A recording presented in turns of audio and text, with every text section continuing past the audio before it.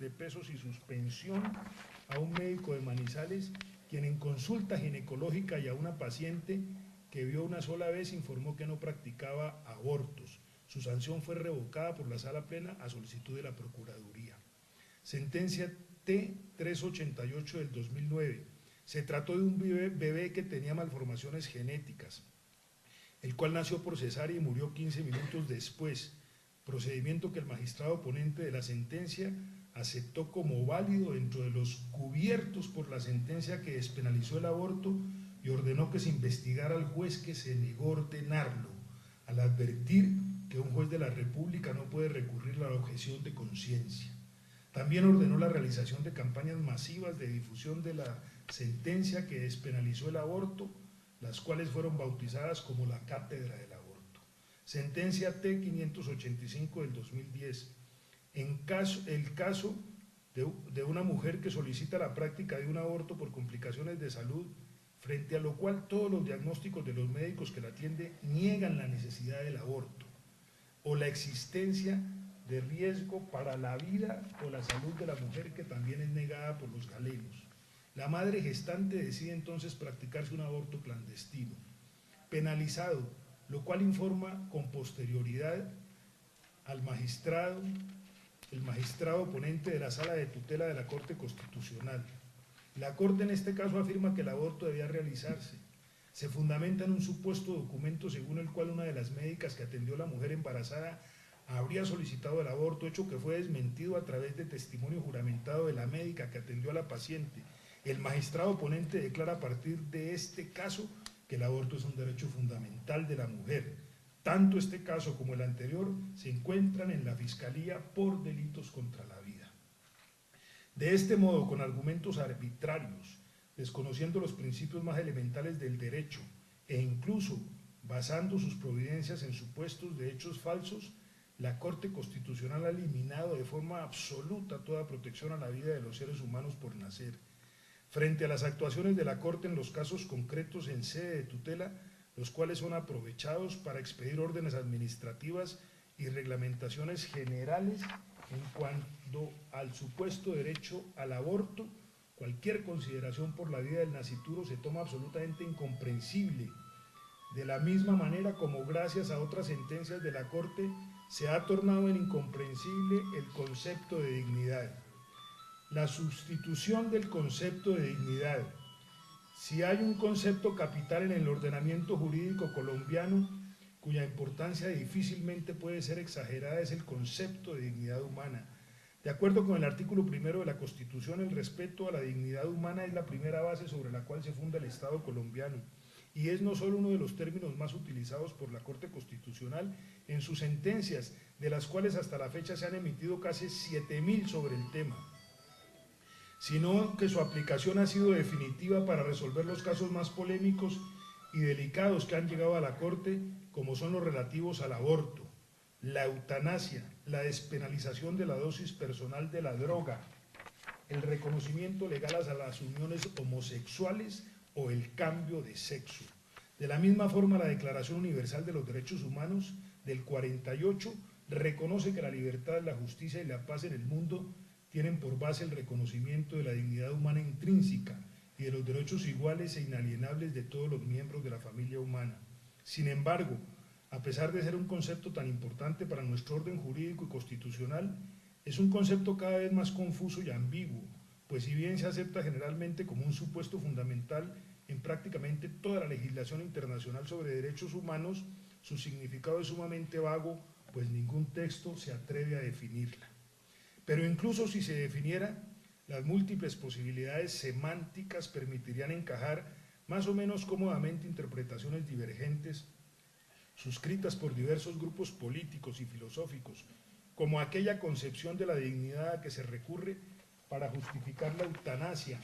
para un abanico cada vez más amplio de casos, la inevitable pendiente deslizante frente a la versión opuesta de la dignidad, la cual impide que en caso alguno la vida humana sea objeto de disposición voluntaria, ni por parte del titular de ese derecho, ni mucho menos por parte de un tercero.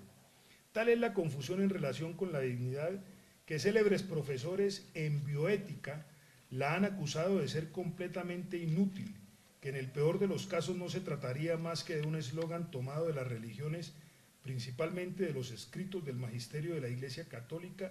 y en el mejor de los casos se trataría de un sinónimo de autonomía. En todo caso consideran la dignidad un concepto innecesario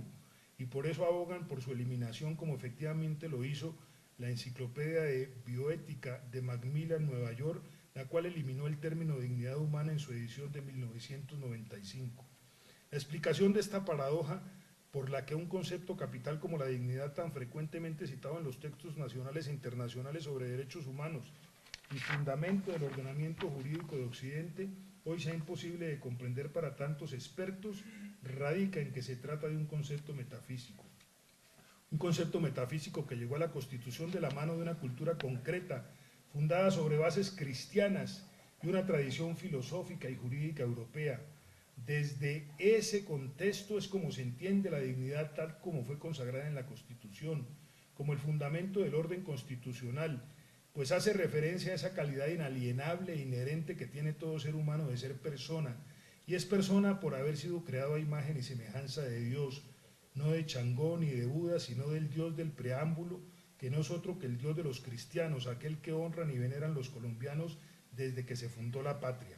Esos son los principios y valores que el pueblo colombiano consagró en la Constitución del 91 y que encomendó a la Corte Constitucional preservar y defender.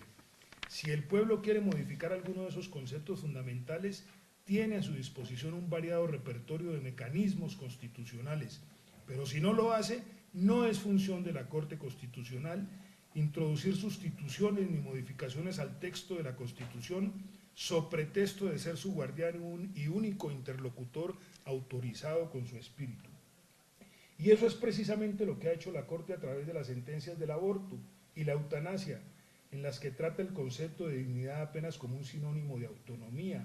totalmente desligado de la naturaleza humana y de su dimensión trascendente, mientras que la vida humana pasa de ser bien absolutamente inviolable y sagrado a tener un valor relativo,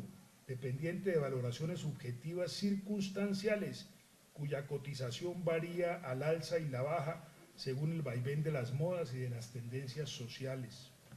Si hay alguna razón que justifique la existencia de una Constitución,